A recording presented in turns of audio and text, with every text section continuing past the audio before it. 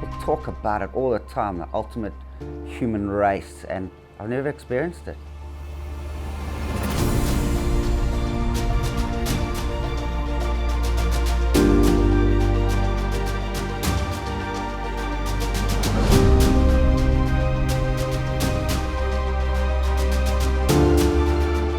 For 10 months we've planned and we've run and we've qualified.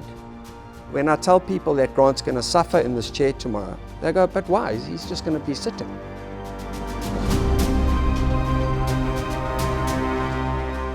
Sitting in the chair for 12 hours is going to be sore. My nerves are exposed, I feel every bump, but the runners are going to be sore as well, so I'm not the only person.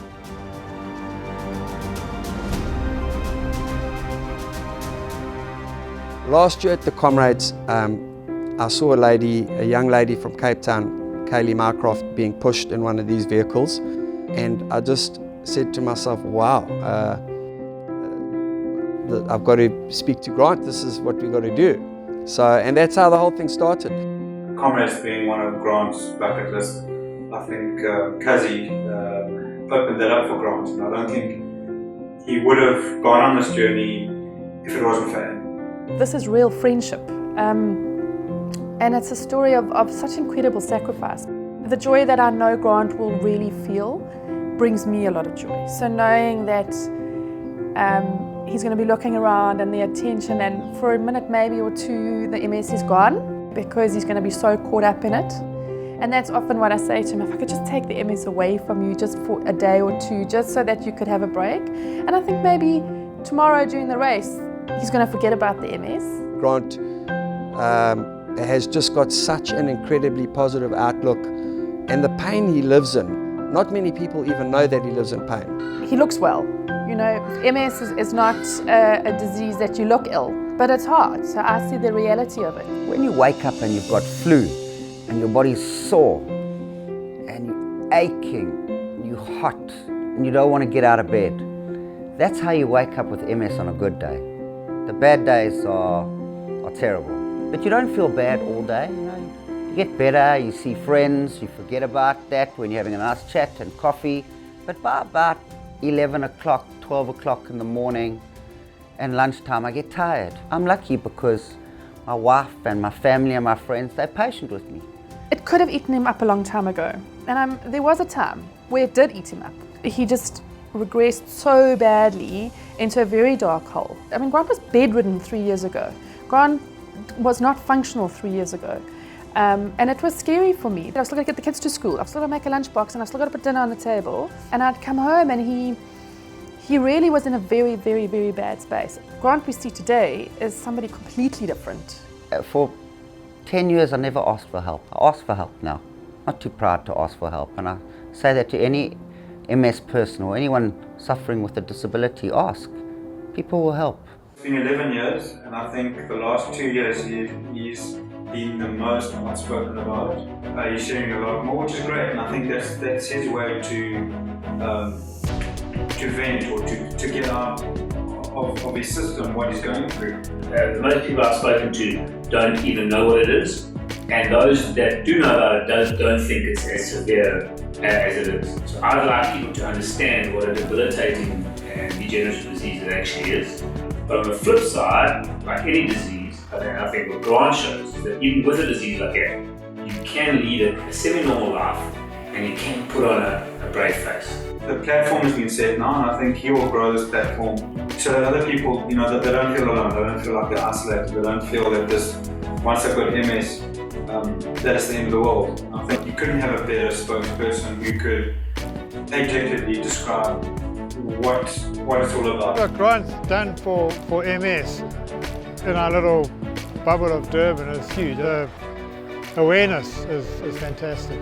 He could take his ability of doing exactly what he does best and actually focus and rechannel it into a better place. Grant has the most amazing ability to draw people and get the best out of people. This Comrades journey where it's all about, the MS warrior, he's now taken it to a different level. Andrew has been just a constant friend to Grant, and it's amazing. And they're not like childhood mates. They've known one another for 13 years, however long it's been. But it's a real friendship. When he put his hand up to do this, we all laughed, and I knew he would do it. So I've never doubted that Andrew would do it, because he's just a very real, genuine, humble person. Andy's not even a runner. He's a cyclist. That's his thing. And the respect I've got for Andy now is immense. I can't believe that he can sacrifice so much time to do something for somebody else. It's incredible. And what's beautiful for me is our children see this, and they get to witness what it means to be a good friend to somebody else, and I love that. Andrew is a great planner. Put a plan together 10 months ago and he never wavered. Didn't matter come rain or snow, Andrew stuck to that plan. So Andrew does most of the training. So I don't go in the chair all the time with him. My main focus was to get myself as strong as I can. I started off in like the first phase of my training doing lots of gym work to get my core as strong as I could. We've done 2 marathons together and an ultra marathon. And then other times we've done a couple of 20s and 25s. But Andrew's the guy that trains probably 4 or 5 days a week. The rules are set about by the Athletics Association governing body, and obviously safety is their number one factor. Why a lot of the rules are like that, I don't know. For example, only one person's allowed to push. So what they're saying is nobody can help you. But if you are a normal able-bodied runner and you're having 2Ks from the finish and you're falling over, and people can carry you and they can help you, and it's allowed. The race director of the Comrades Marathon is a good friend of Grant's. The feedback I got from Rowan was, if you have your guys in the team running with you and you get to Nchonga or some of the big climbs and they run next to you and they put a hand on the chair and they help you push up, no one's going to say anything.